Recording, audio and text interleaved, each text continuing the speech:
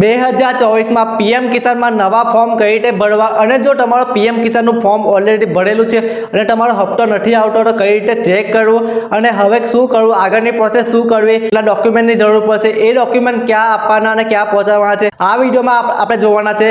તમે ચેનલ પર નવા આવ્યા છો તો એકવાર આપણી ચેનલને વિઝિટ જરૂર કરજો. આપણી ચેનલ પર દરેક ઓનલાઈન કામ, યોજનાને લાગતા ફોર્મ, દરેક પ્રકારના ફોર્મ ભરવાના વિડીયો અપલોડ થાય છે. તો એકવાર આપણી ચેનલ પર વિઝિટ જરૂર કરજો.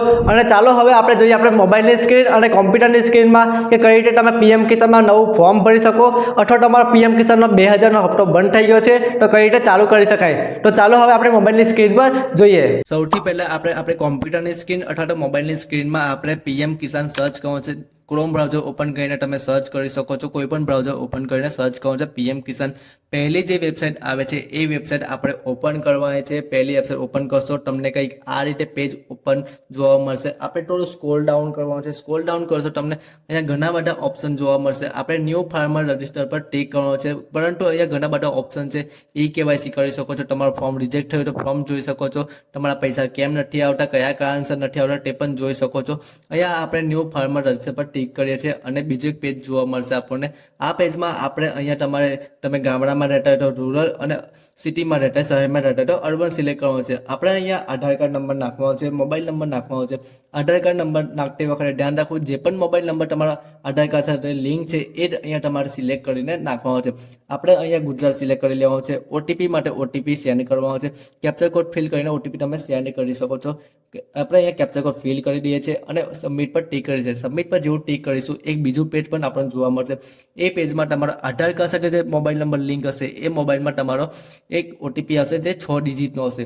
એ 6 ડિજિટનો ઓટીપી નાખવાનો છે. પહેલાં કેપ્ચર કોડ નાખજો, ત્યારબાદ તમે ઓટીપી નાખજો. આપણે ઓટીપી નાખી દઈએ છીએ. અહીંયા ઓટીપી નાખી અને વેરીફાઈ આધાર ઓટીપી પર ટિક કરવાનું છે. તમે ઓટીપી જેવો નાખશો તમને એક બીજું પેજ પણ ઓપન જોવા મળશે. એ પેજમાં તમારે બધી ડિટેલ નાખવાની છે. આપણે પ્રોસેસ થઈ રહી છે તમે જોઈ શકો છો. અહીંયા ડિસ્ટ્રિક્ટ સિલેક્ટ કરવાની છે. ડિસ્ટ્રિક્ટમાં તમારે જે પણ ડિસ્ટ્રિક્ટ હોય એ સિલેક્ટ કરી લેવાની છે. સબ ડિસ્ટ્રિક્ટમાં પણ તમારું જે પણ સબ ડિસ્ટ્રિક્ટ મતલબ કે તાલુકો જે લાગતો હોય તે સિલેક્ટ કરી લેવાનો છે. આપણે ભરૂચ સિલેક્ટ કરી લઈએ છીએ. અહીંયા ત્યારબાદ હું તાલુકો પણ સિલેક્ટ કરી લઉં છું. બ્લોક ડિસ્ટ્રિક્ટ પણ તમારું સેમ રહેશે. જે તાલુકામાં હશે તે તમારું બ્લોક ડિસ્ટ્રિક્ટ હશે. તમારે વિલેજ પણ સિલેક્ટ કરવાનું છે. વિલેજ તમારું જે પણ લાગતું હોય વિલેજ સિલેક્ટ કરીને તમારે નીચે સ્ક્રોલ ડાઉન કરવાનું છે. અહીંયા તમારે નામમાં કોઈ છેડછાણી કરવાની નથી. ઓટોમેટિક આધાર કાર્ડમાં જે નામ હશે તે આવી જશે. અહીંયા કેટેગરી સિલેક્ટ કરવાનું છે. કેટેગરીમાં તમારે જે પણ કેટેગરી લાગતી હોય તમે અહીંયા સિલેક્ટ કરી શકો છો. નીચે ફાર્મરમાં જોઈ શકો છો સ્મોલ ફાર્મર અને અડર ફાર્મર. આપણે સ્મોલ ફાર્મર સિલેક્ટ કરવાનું છે.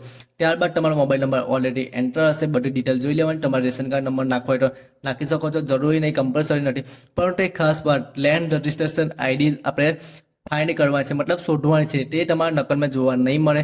આપણે ઓનલાઈન શોધવાની છે. તો ઓનલાઈન કઈ રીતે શોધવાનું એ આપણે આગળ જોઈએ. લેન્ડ રજિસ્ટ્રેશન આઈડી કમ્પલસરી નાખવાની જરૂર છે. તો આપણે બીજું પેજ ઓપન કરીએ છીએ. અહીંયા તમારે એની રોડ સર્ચ કરવાનું છે. પહેલું એની રોડ સર્ચ કરશો તો તમને આ વેબસાઇટ ઓપન જોવા મળશે. એક પહેલી જે વેબસાઇટ આવે તે આપણે ઓપન કરવાની છે. ફરી આ પેજ ઓપન જોવા મળશે. ફરી તમે શહેરમાં રહેતો શહેરમાં અને ગામડામાં રહેતો તો રૂરલ સિલેક્ટ કરવાનું છે. તો આપણે રૂરલ સિલેક્ટ કરીને અહીંયા એક પેજ ઓપન જોવા મળશે. અહીંયા તમે જોઈ શકો છો કે તમારે 7 સર્વે નંબરનો ડિટેલ નાખવાની છે. અહીંયા એ ડિટેલ 7 સર્વે નંબરનો જે તમારા નકલમાં હશે એ ડિટેલ નાખવાની છે. અહીંયા તમારો તમારો જિલ્લો સિલેક્ટ કરવાનો છે, તમારો તાલુકો સિલેક્ટ કરવાનો છે, વિલેજ સિલેક્ટ કરવાનો છે, સર્વે નંબર સિલેક્ટ કરવાનો છે. ઓલરેડી મેં બધું ડિટેલ નાખી દીધી છે. કેપ્ચર કોડ નાખીને ગેટ ડિટેલ પર ટિક કરવાનું છે. ગેટ ડિટેલ પર ટિક કરશો તમને એક બીજું પેજ ઓપન જોવા મળશે. અહીંયા યુપિન કરીને આવેલું છે. યુપિન અહીંયા સિલેક્ટ કરવાનો છે. આ નંબર તમારે સિલેક્ટ કરી લેવાનો છે અને ત્યાં જઈને પેસ્ટ કરવાનો છે. આ તમારો એ લેન્ડ રજિસ્ટ્રેશન નંબર આઈડી છે. અહીંયા પેસ્ટ કરી દીધો છે. નીચે આવવાનું છે. અહીંયા નો પર ટિક કરવાનું છે. યસ પર ટિક કરશો પણ વાંધો નહીં આવે, પણ નો પર આપણે ટિક કરવાનું છે. અહીંયા જોઈન્ટ ખાતું હોય જોઈન અને સિંગલ ખાતું હોય તો સિંગલ સિલેક્ટ કરી લેવાનું છે. ત્યારબાદ એડનો ઓપ્શન છે, એડ પર ટિક કરવાનું છે. અહીંયા તમારો ખાતા નંબર અથવા તો સર્વે નંબર નાખી શકો છો. સેમ અહીંયા પણ તમારો ખાતા નંબર અથવા સર્વે નંબર નાખી શકો છો. એરિયામાં આપણે તમારા જે પણ એરિયા લાગતા હોય એ સિલેક્ટ કરી લેવાનું છે અથવા એન્ટર કરવાનું છે. અહીંયા તમારે તમારું નામ કયા પછી ચડ્યું છે, 2019 પહેલાં ચડ્યું છે અથવા 2019 પછી ચડ્યું છે, બિફોર આપણે સિલેક્ટ કરવાનું છે. વારસામાં આપણે વારસા સિલેક્ટ કરવાની છે. તમે કોઈ પણ સિલેક્ટ કરી શકો છો. મોસ્ટ ઓફ આપણે વારસા સિલેક્ટ કરવાની છે.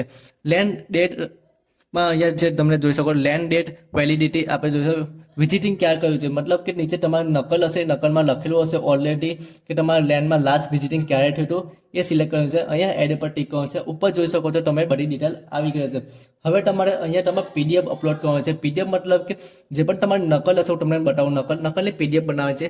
એ પીડીએફ બનાવવા માટે તમારે પહેલાં ફોટો પાડી લેવાનો છે.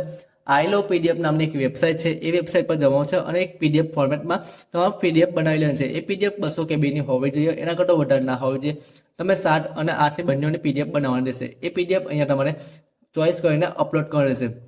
અપલોડ તમે જેવું કરશો, અહીંયા સેવનું ઓપ્શન છે, એ સેવ કરવાનું છે અને સેવ કર્યા બાદ તમારી ડિટેલ તમને જોવા મળશે. તમને એક કોડ જોવા મળશે. એ કોડ તમારો આધાર કાર્ડ નંબર હશે. એ તમારે અહીંયા સ્ટેટસ ઓફ સેલ્ફ રજિસ્ટ્રેશન લખ્યું છે, ત્યાં જઈને તમે ચેક કરી શકો છો કે મારું ફોર્મ અપલોડ થયું છે, રિજેક્ટ થયું છે. 2 દિવસ પછી તમારે ચેક કરવાનું છે. પરંતુ તમારે જે પણ હવે ડોક્યુમેન્ટના વાત કરીએ, ડોક્યુમેન્ટમાં તમારે આધાર કાર્ડ, ખેતરની નકલ અને તમે બેંક ડિટેલની નકલ તમારે તમારા તલાટી કમ મંત્રીને આપવાની છે. તલાટી કમ મંત્રી તમારા ગામ સેવકને આપશે, ગામ સેવક ટીડીઓને આપશે અને તમારી એપ્લિકેશનને અપ્રુવલ આપશે.